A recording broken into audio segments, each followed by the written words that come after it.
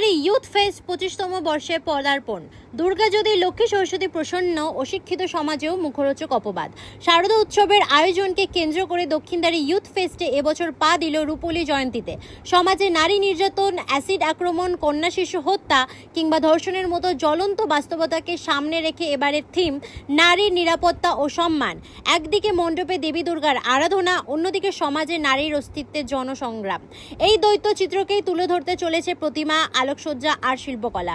আয়োজকদের মন্তব্য, আমাদের পুজো শুধু আনন্দ নয়, প্রতিবাদের মঞ্চ। এই ব্যতিক্রমা ভাবনা ইতিমধ্যে কুড়িয়েছে এলাকাবাসীর নজর।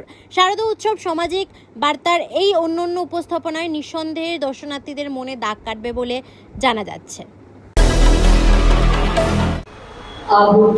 হৃদয় ভরে শিরায় শিরায় বন্দি দিয়ে বন্দি দশা যে মেয়েটা, সেই মেয়েটাই উদ্ধারে যায় দেশের দশে।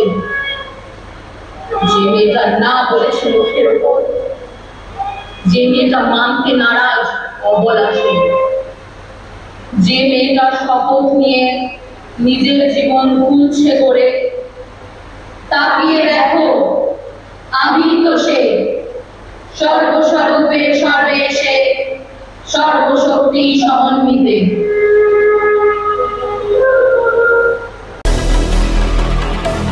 মেরায় জয়ের সাথে আমি সূচনা, নিউজ কলকাতা 24।